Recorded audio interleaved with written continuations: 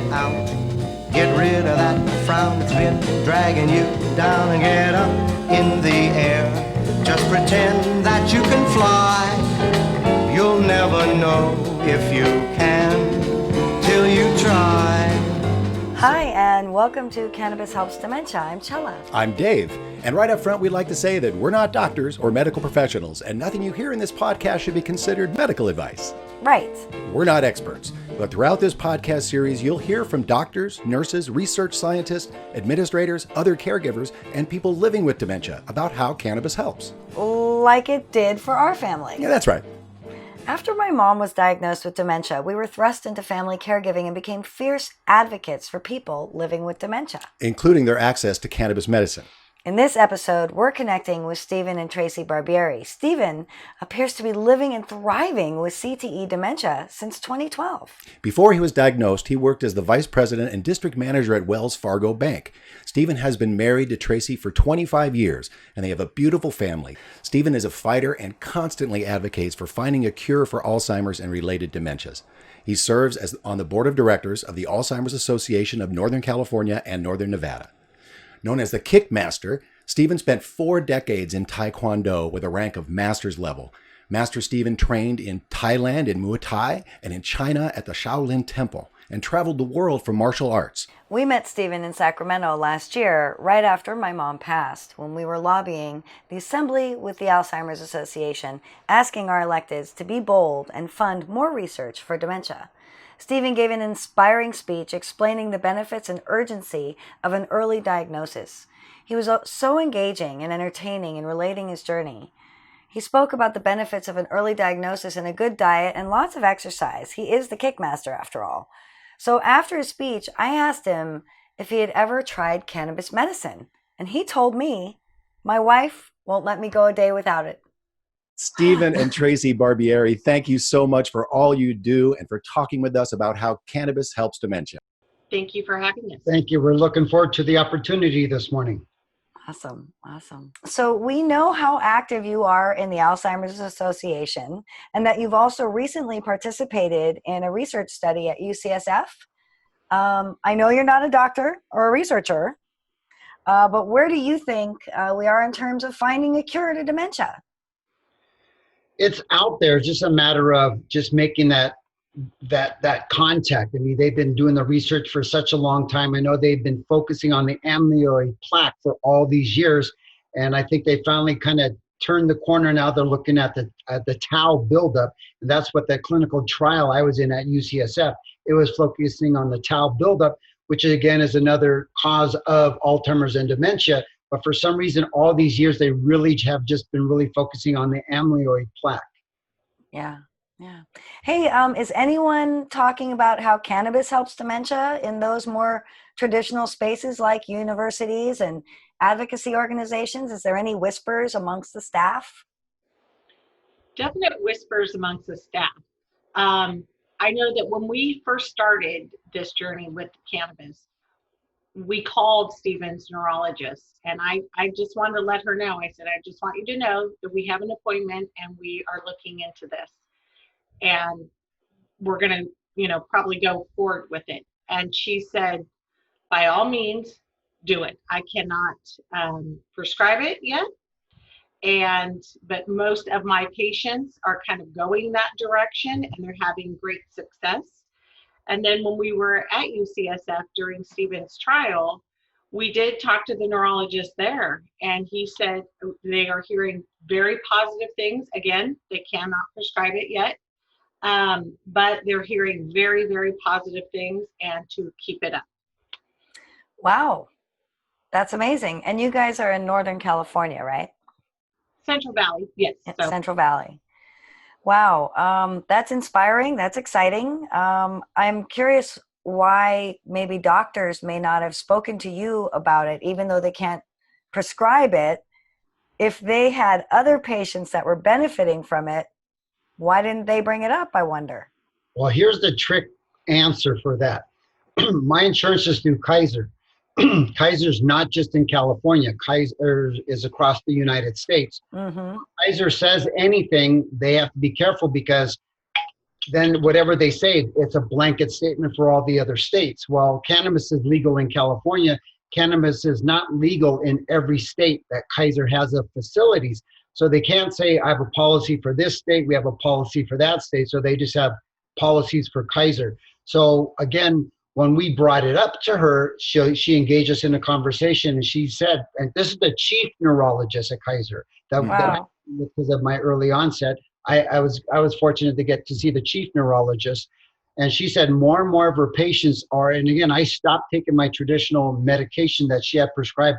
I was on Aricept for a couple of years. I had bad side effects. I was having worse nightmares, night terrors, and just the side effects were worse than the benefits of it.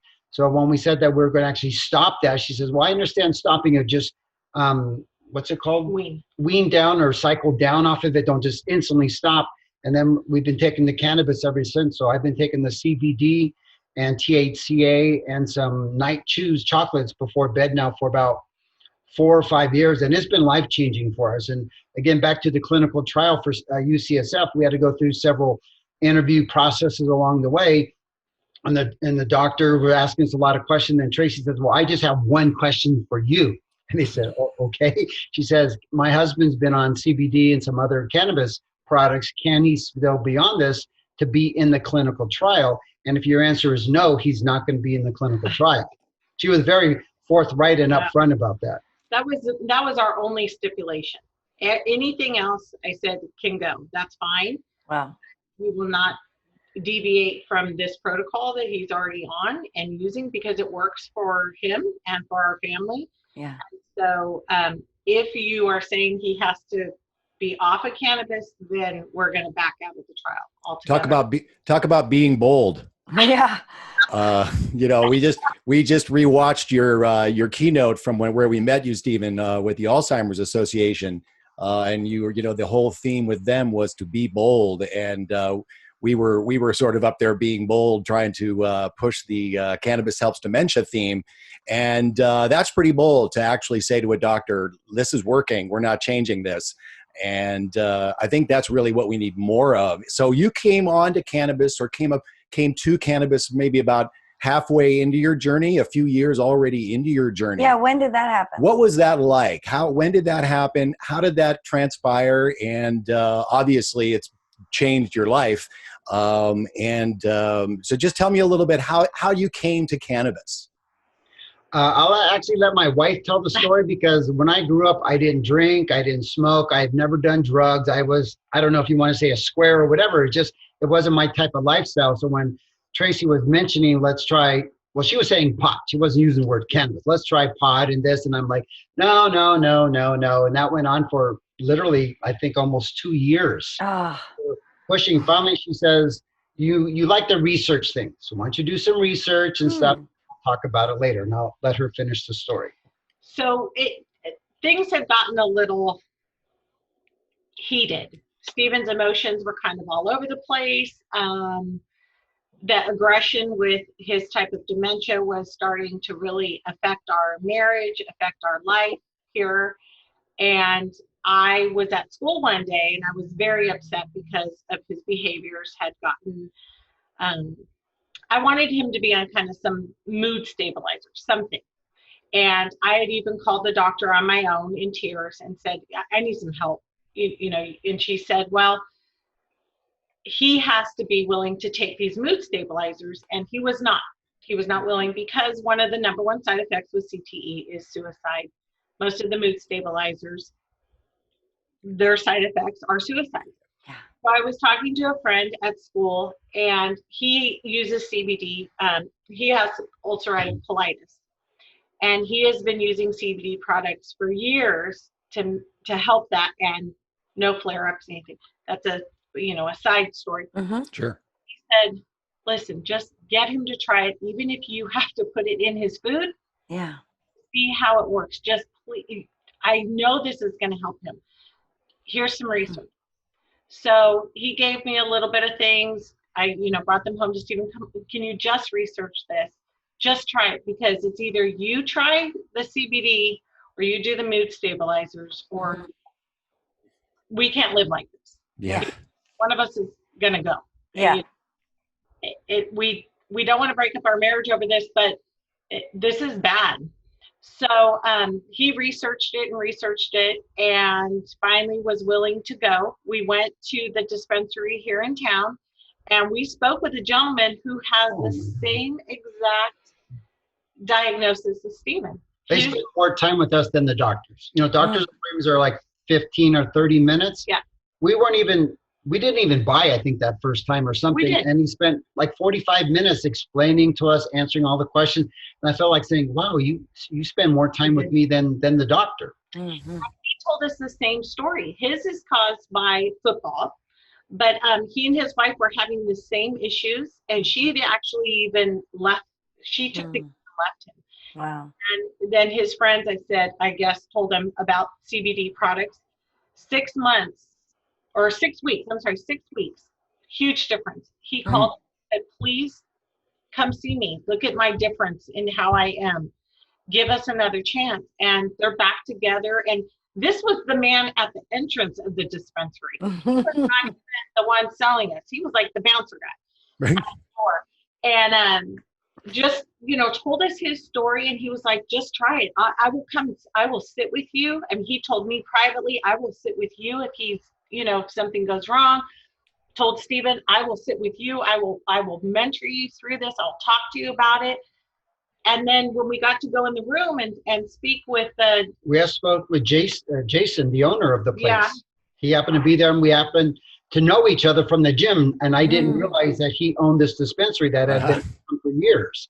So he goes, wait, you go to my gym. And so we had a nice connection. So it all worked out really well. They just spent so much time with us explaining everything, how, to start off slow, to kind of increase it.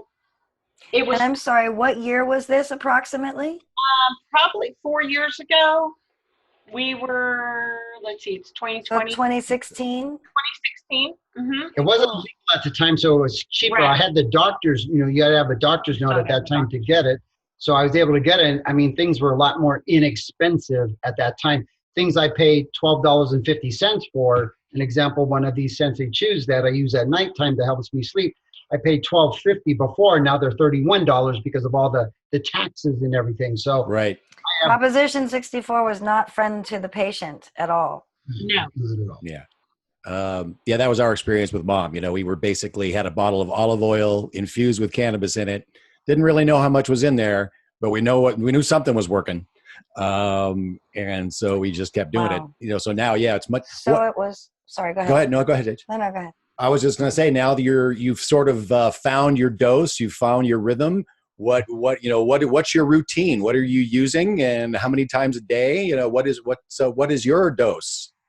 Well, my dose is, first of all, with the cannabis, it's exercise. The number one medication you can do is exercise.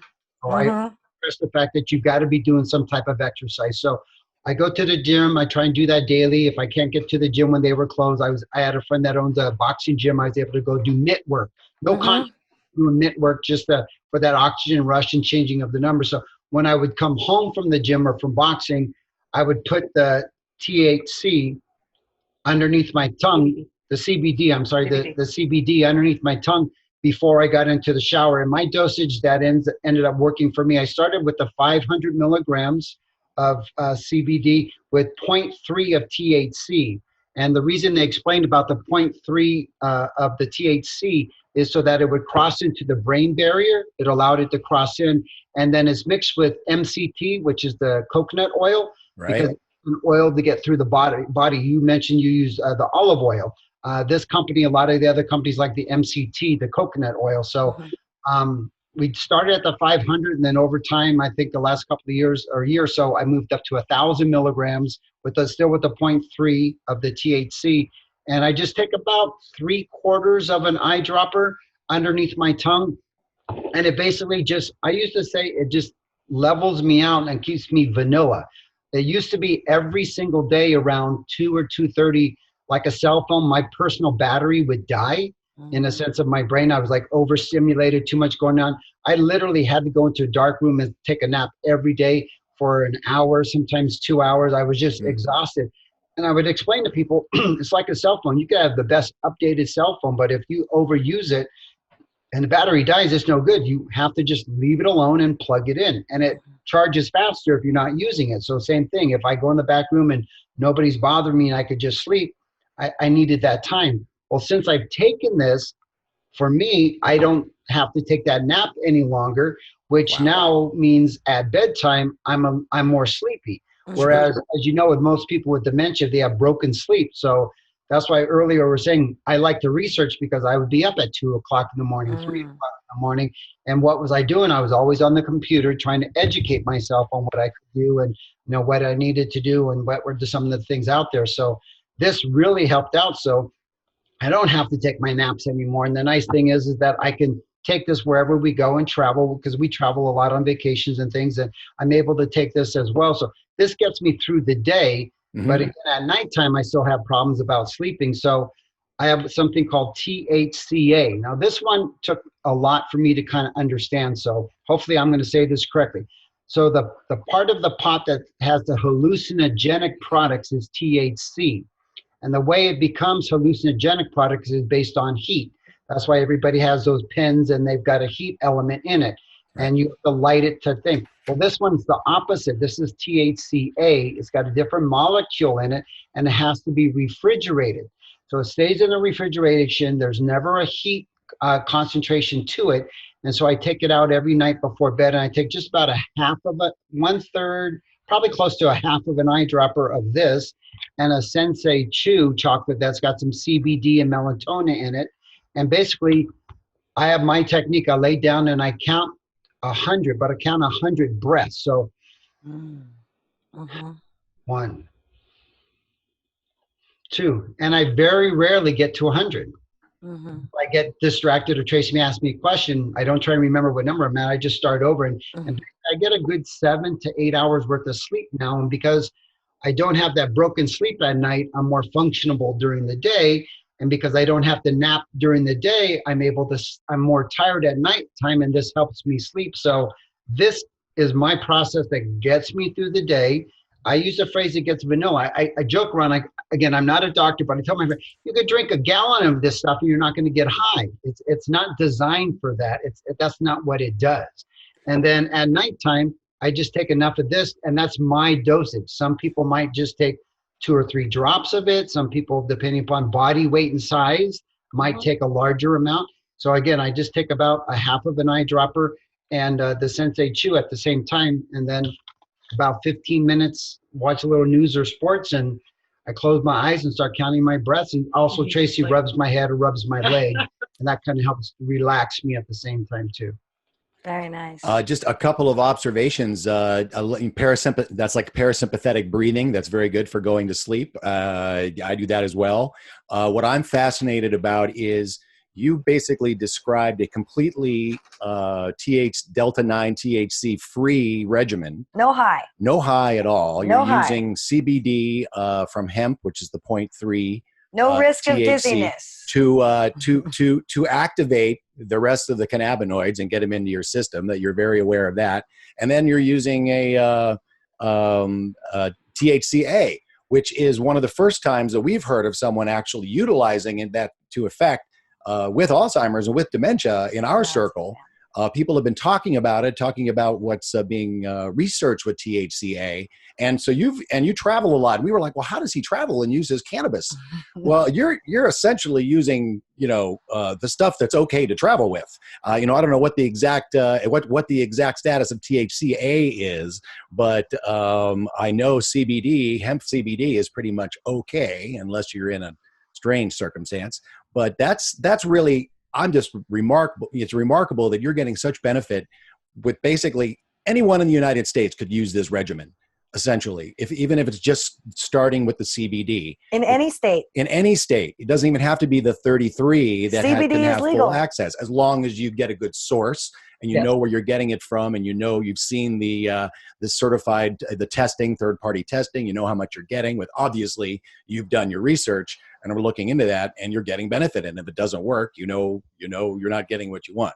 So I'm just hearing what you've just explained is remarkable to me, and so inspiring that pretty much anyone in the United States could be getting benefit and relief with cannabis medicine right now.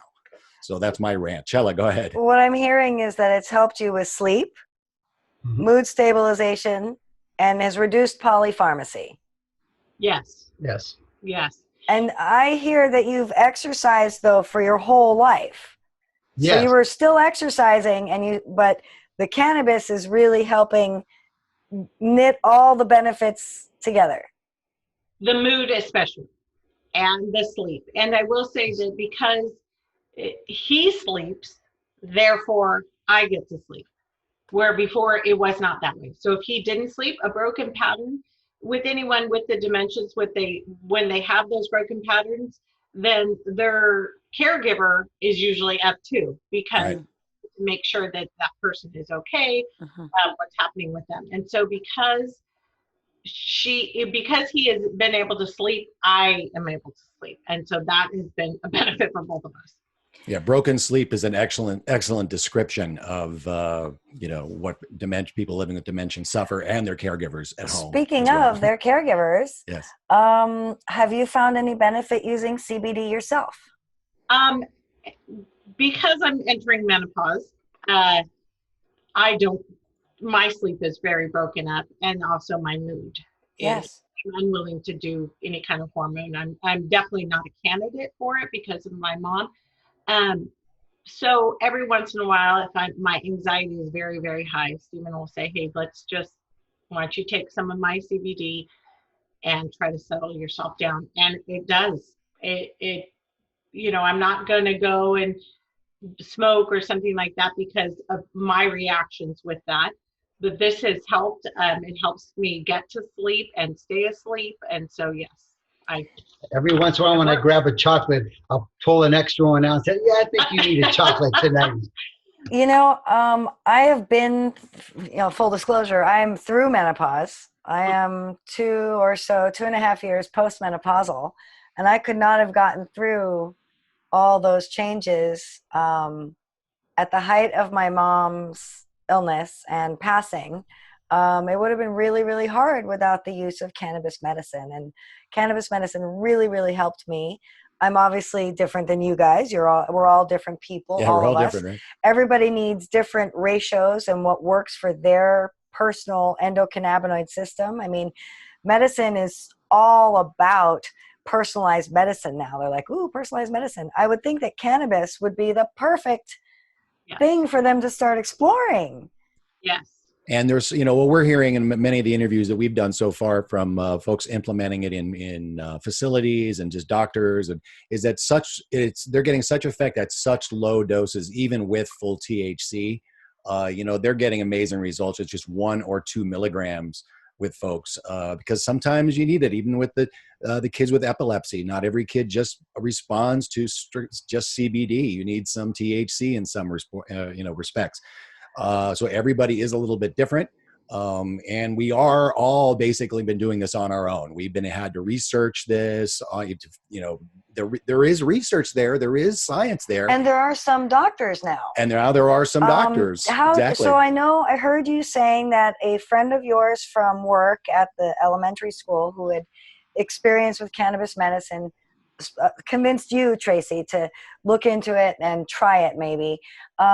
Did you work? And I heard you say that you had an appointment. So it sounds like maybe you worked with a doctor to help you get on board, or how did you get on board in the first place? We made an appointment at the dispensary. So okay. To speak with somebody. Okay, cool. Who was, they just, the docs will be like, it was on ours with mom, it was, the psychiatrist walked in, said, oh, it looks like she's having a psychotic break, and wrote the prescription for Zyprexa, after just looking at her for 10 minutes. Not even. Yeah. He just whipped in, seconds. whipped out, said, psychotic break. Psychotic break. Here's something that'll kill you. Yeah. Enjoy. Here's a black box drug for you. So did you ever consult a seasoned cannabis doctor about finding your dose, or were you guys literally the researchers, like with a notebook and things like that? We were literally the researchers. We did it. He started just like us. and then the guy at the dispensary, and they tell you, we're not doctors either. Yep. But one of the men we spoke with, his dad actually was in a home, in a memory care home, and he would bring it into him because, the caregivers there were unwilling to give him his doses. So he would go in and give it to him. And he said, Stephen, start off slow. Try this amount. If that doesn't help you, move up a little bit. Or if you feel that's too much, you don't need that much, then, just kind of adjust it to yourself. And because over the years that he's been using it, he has moved up a little bit in the dosage. And that's okay. Your body's changed, just like if you're taking melatonin. It stops working after a little while, and you have to up the dosage. I just heard of somebody on all drugs, all medicines, an you change your absurd dosage. amount of morphine. Yeah, it's like everything creeps up. And what do you want creeping up? Your CBD level and with a little full spectrum, so it's not an isolate. Yeah, no problem. Don't worry about that. Yeah, we still haven't killed anybody with cannabis. It's amazing. It really hasn't happened yet. The neurologist was completely familiar with it, understood it, and more. She was saying her phrase was, more and more my patients are going to it and getting off their medication. Yeah. But again, you realize, then she says Kaiser is in more than one state. And so I had to try and read in between some of the lines and what she meant. And then when I talked to other friends, that's what they said, is because they have to have a blanket policy that covers everywhere they're at. And because it's not legal everywhere, they can't say it in states that it is. But again, we brought up the conversation, and she said, thank you for letting me know, because I had some patients that didn't tell me, and I saw a change, and I had to probe, and finally they told me, and she says, there's nothing wrong with it. I wish you would have told me so I could document it in your file or whatnot and stuff and everything. So at the point, I felt wonderful that she was basically giving us an endorsement saying, yeah, more and more of her patients are going to it. Please keep me informed of what you're taking, what percentages. And basically, she wanted to really know how it was working. She wanted to hear the success story. So I think that take it back and pass it on for her research and take it on to the next level at the same time. So I see her about every 3 months, and she's always asking me, well, how's your dosage? And are you still taking it? And what do you do? And everything. And it's the same problem with nursing homes, with the ones that cross state lines. Anything that has cross state lines, you're dealing with federal. Yeah. And that the Schedule 1, because of cannabis, immediately shuts everything down. Yeah. The state of California can do it within the state with just wholly state residential care facilities if they create a program. But anybody that's got something in another state, you can't cross over. And the long-term care, for the most part, nursing homes are all federally funded. Yeah, nursing homes are. Their licensing is a federal thing.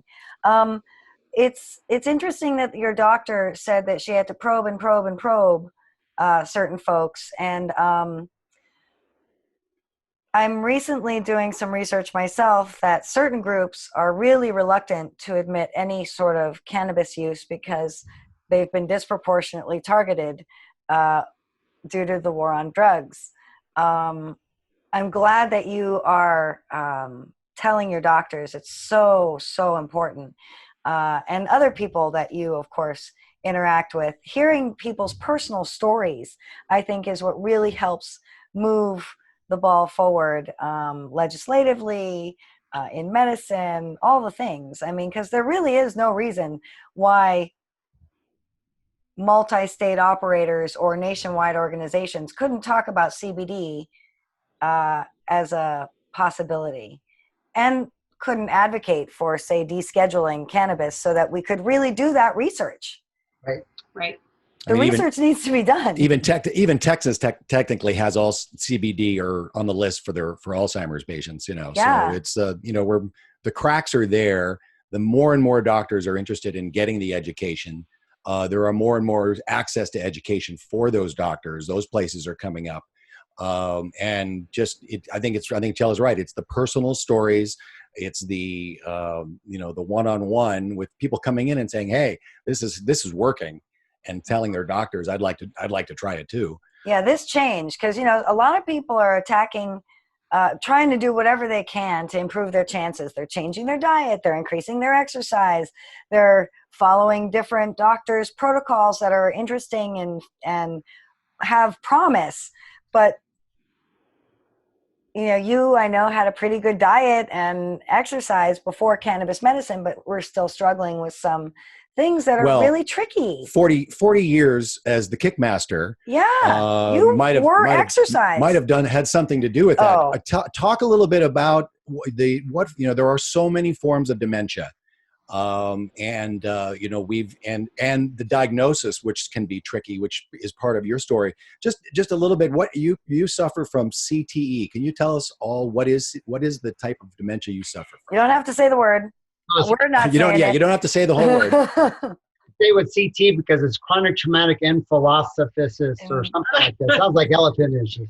But I always explain to, if anybody saw the movie Concussion with Will Smith, it came out, I think, in 2012 or whatever. He was up for an Oscar for whatnot. But it really explained what CTE was, because they first found it in football players. But in reality, it was from years ago, too, because that's what boxers had. And they used to call it punch drunk from boxers. But anyways, when the movie came out, I thought, oh, this is a great opportunity. They're going to explain CTE about it. There's going to be a nice warm fuzzy feeling at the end of the story, and let's go see the movie as a family.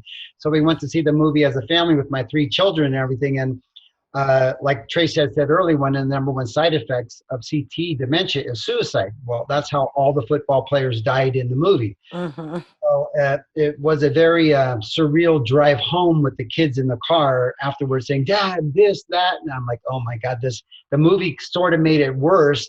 But it also came to the reality of what was going on with why these people had their anger issues and different situations or whatnot. So it was hard to actually get my diagnosis because, again, I was in banking for 32 years. So I was showing up to doctor's appointments at the beginning in suits and ties because I was coming from my office for some of the beginning appointments. Nobody ever had a lifestyle conversation with me. They'd ask you, what are you doing? What's this, that? They never asked me, about my personal lifestyle until one time they sent me to an appointment that was 8 hours long or something. Mm-hmm. And this person just said, hey, we're just going to talk. She put their paper down and she just said, hey, tell me about yourself and this and that. And then it came up. I've done martial arts for all these years. I hit my head on a diving board. I got in a car accident. I mean, all these different head injuries along the way. And I started in the martial arts back in the day when you used to compete, it was a mouthpiece and a cup. That was you had to wear hand pads or booties. And then later on, it got more, well, they wanted you to protect the guy you're hitting. So they came out with the hand pads and the booties. And it was still a mouthpiece and a cup. They'd come out and smile, and then they hit you in the groin to make sure you had your cup on. Okay, you're ready to fight. So there was no headgear at the time and stuff like that. So and then when I trained at my school, we fought a lot. We basically fought every day. And at that time, we didn't want to get lazy and put on our pads. So sometimes we fight with our pads on or not with our pads on and stuff. So it was a lot of head injuries over the years. Whereas now, you go to these tournaments, they have mouthpiece headgears. They don't want the head, as they say, rocking. So if you make the contact or whatnot and stuff. So it's completely changed. But my diagnosis also changed because of not having that long personal conversation. It started out as just a pseudo dementia, which I wasn't aware of when she first said until I researched, which is basically caused by stress or lack of certain vitamins like a vitamin D or whatnot. Right.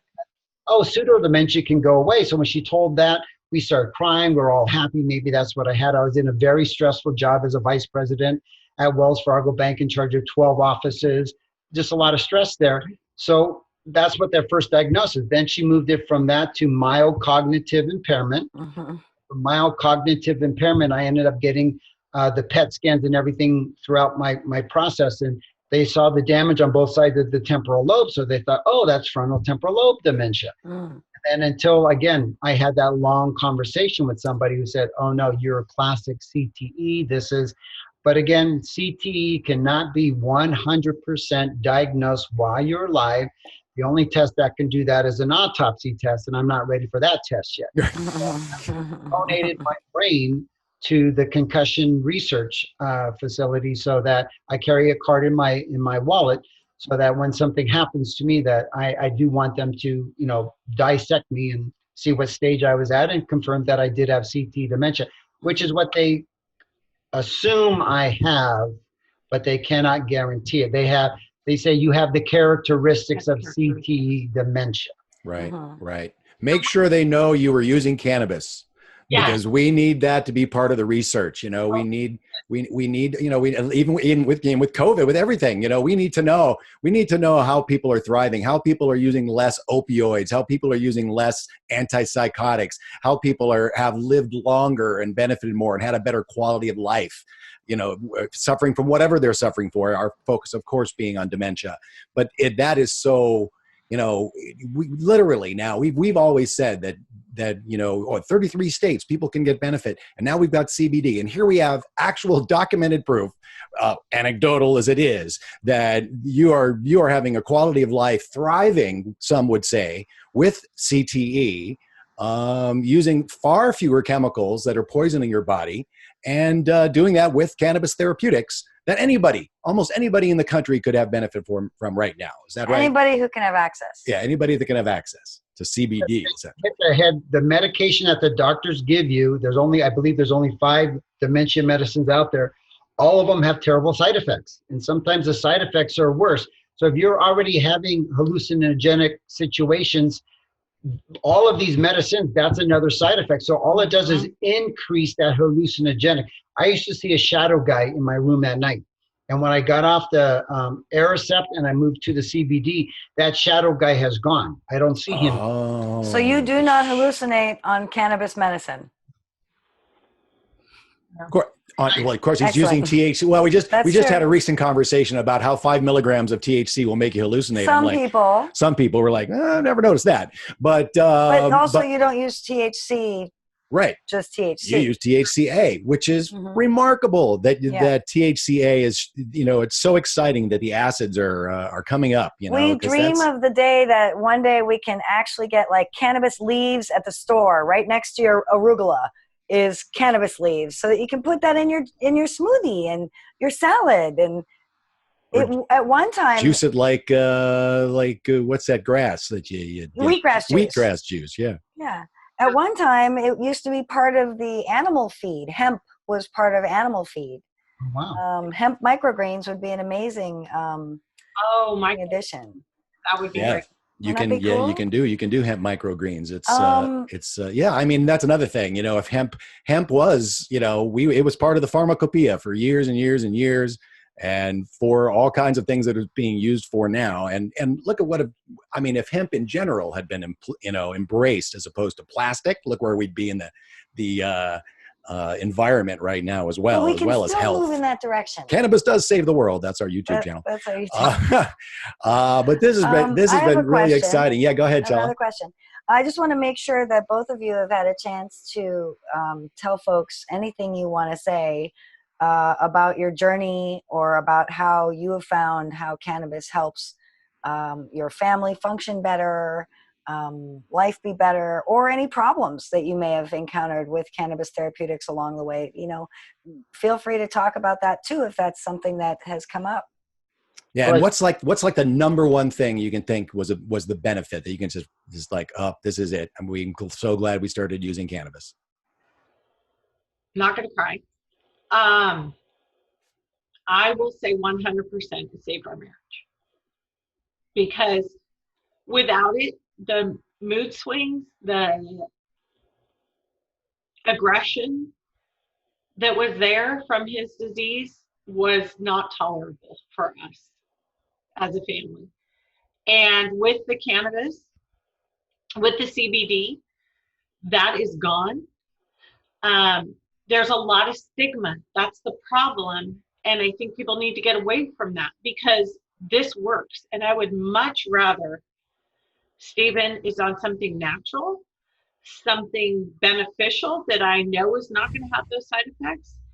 And his mood, I'm not kidding you guys, it's 100%. It was not.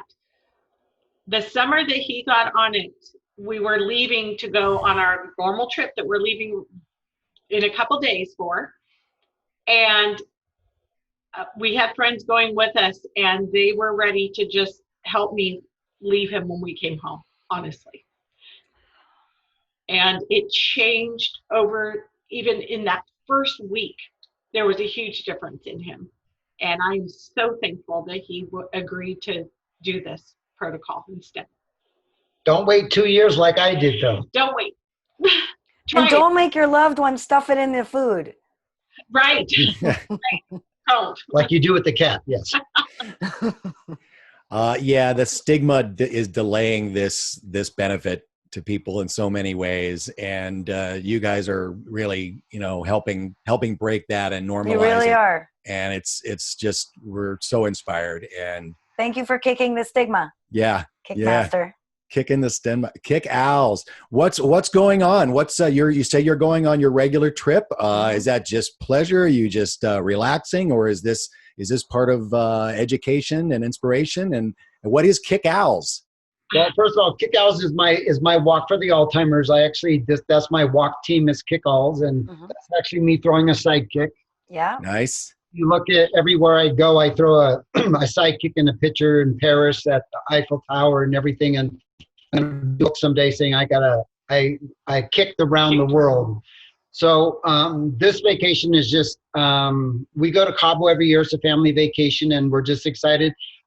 We've gotten a lot of information from the resort, how they've updated and cleansed it and stuff. So we're just going to stay at this really nice resort. We're not going to leave the resort, so it's just a nice family vacation that we're going on. And the nice thing is that I'll be packing my stuff as well. The CBD I just put in my what's it called? My bag? Your overnight, your toiletry bag. My toiletry. I just put these in my toiletry. And I have a bracelet too, in case something comes up with somebody ever stops me. It's actually one, because like we said, we travel a lot, and on one of our trips, I got lost in the airport in London, and Tracy said, as soon as I get home, I'm going to tag you as a joke. So we had this bracelet. Both of our brothers-in-laws, they're bicyclists, so they wrote these called Road ID. And the nice thing about the Road ID is that you can put whatever information you want right on it.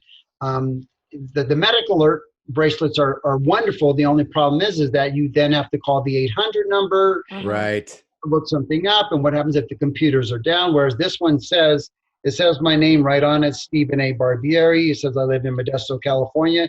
It says Tracy's got her phone number. It says Brittany, which is our oldest daughter, her phone number, and then the last word there is dementia. Go ahead. Well, and something else with that is because with CTE, people get combative. Yeah. And so if he were ever someplace and he got combative, and the police were called, this is a notification that maybe that's why he's combative. Right. So that they can approach him in a different way. Just ask him if he's had his CBD. Right. Yes, he'll be fine. Don't worry. Yeah, don't need any violence. Just give him a couple of drops of CBD. Everything will be fine. Inspiring on so many levels. Steven and Tracy, thank you so much for coming on. And exercise. Oh, and exercise. Totally the key. Yes. No, I was just saying, the number one thing is with the CBD. That's the number one medication out there. If you got a broken hip, go do water aerobics. If you've got to do something that your body can tolerate. So I don't tell everybody go do what I do, go to the gym and run or network. Just do what your body will allow you to do, but do something. Yeah. Awesome. Yeah. Awesome. Yeah. Thank you guys so much. Have a great trip. Yeah. Be safe. Stay healthy. Yeah. And keep living your best life. It's really great to see, to meet you last year. It's been a little over a year now since we met back in February of 2019. We had a similar experience with how cannabis changed our family's life as well. We could not have all stayed together helping my mom if cannabis hadn't come into our picture also. And here's the crazy thing. We're longtime cannabis users with no fear about cannabis at all. But we knew nothing about Alzheimer's disease. And they gave her all these drugs and said if I gave her cannabis, it was bad for her memory. I'm like, wait, but this thing, the only thing I know is there's a memory. Okay.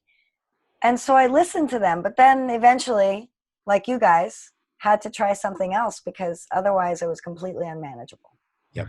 And it brought 4 out of 5 families, fall apart right, with a dementia diagnosis. Yeah. So So yeah, go anything that can help. families, bottom up study. Absolutely. We are informing the doctors, we are informing the organizations, we are informing all the folks who need to know that cannabis helps dementia.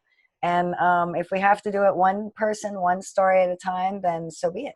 We got in front of 85 nurses here recently Oh. that were graduating from nursing class. We came in on dementia because in their book it's only like 3 paragraphs. So they actually call us in at one of the local nursing schools, Gurnick, during as they get closer to graduation. When they do talk about that specific thing, they have us come in and speak, and we speak for about an hour and a half. We normally talk for 45 minutes because I found out from the very first time that their questions are more important than what I'm sharing because they want to know something. So, and the thing is, we bring up the CBD, we bring up the cannabis, we bring it up all the time. And we emphasize the fact that if maybe in the nursing homes they don't allow it, you might talk to the family, and the family could actually bring it in when they visit, and they could administer it if the nursing home doesn't want to do it. And they're like, oh my God, I never thought about telling the family. They, you know, because there are some family members that come in every day to see mom or every day to see the husband or wife. They could bring the CBD with them on a daily basis, right? So we've actually gotten in front of almost probably 300 nurses here over the last couple of years from people we spoke to. It was, like I said, 85. It was a group of 40 something, 2 different groups that we saw. Oh, that's fantastic. What's like some of the most frequently asked questions that they ask you? What can the family members do to help the nurses? What does the family want the nurse to know?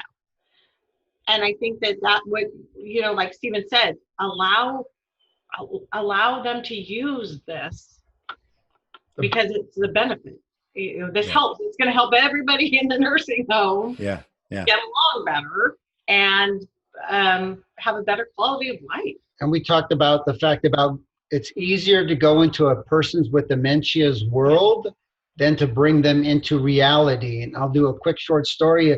One that my dementia coach tells me, and I share it all the time, is a lady got into emergency room, had dementia, which they didn't know that's what she was. She's screaming and yelling, throwing a fit, saying, there's a fire, there's a fire, there's a fire.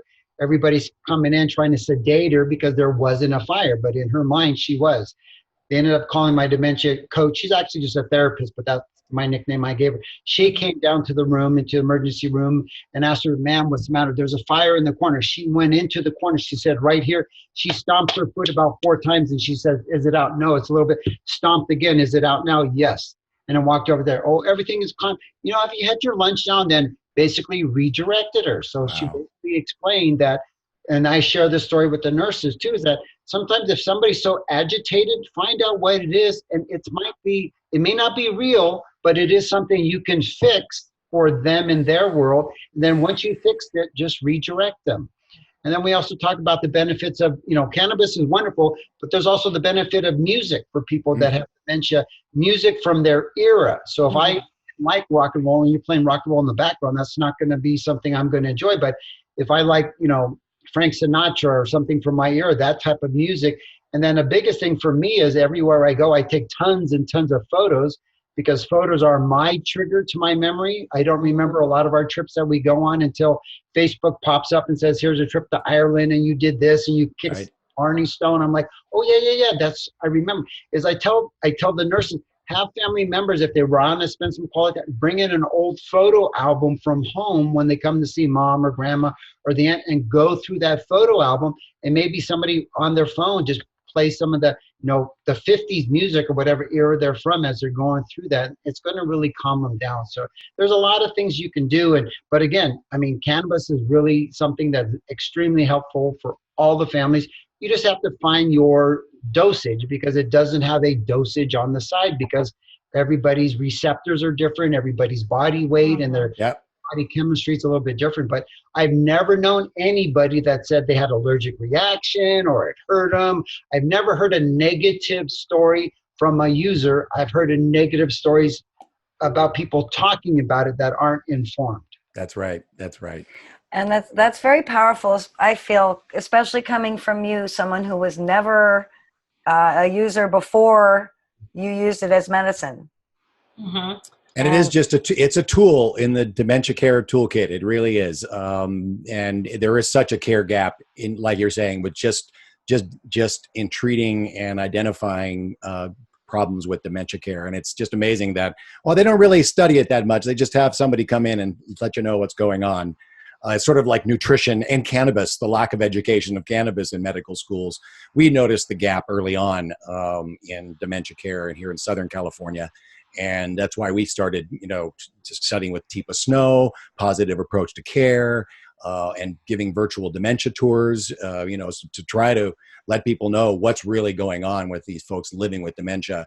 And of course, we always talked about how cannabis helped us and our family and how it can help you. And that's what we're trying to do with this podcast, is connect people with other people who are using it successfully and finding relief. And so we really appreciate you coming on, and we've totally monopolized your time because your story is so inspiring. It's super and compelling. It's so great to see you doing so well. And we thank you so much. And your family's still together and Yes, thriving. Absolutely. Thanks for the opportunity. Yes. Oh my gosh. Of course. Anytime you'd like to come back, let us know. Yes, give us an update if the research that's going on is really in cannabis and dementia. Even Didi Mary in Israel is like, we've got some amazing things going on with dementia and Alzheimer's with cannabis in the laboratory.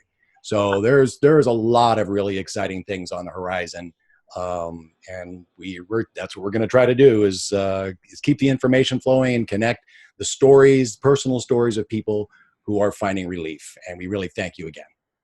Thank you. Thank you very much for having us. Thanks for joining us for Cannabis Helps Dementia. Be sure to download and like us on Spotify, iTunes, or your favorite podcasting network. And please share this podcast with anyone you know in relationship with dementia. Do you want to tell your story of how cannabis helps dementia? Visit Anchor FM/Cannabis Helps Dementia to leave us a voice message, or drop us a note and connect with us on the socials. Check out the Society of Cannabis Clinicians website to find real medical professionals familiar with cannabis medicine in your area. Because you remember, we're not doctors. Just family caregivers turned advocates. And don't forget, download, like, and share what you learn. Cannabis helps dementia. Why don't you get wise? Get up and get out. Get rid of that frown that's been dragging you down, and get up in the air. Just pretend that you can fly. You'll never know if you can till you try. So get out of your rut. Be able and strong. Give vent to that intent you've had pent up for so long. Come on up and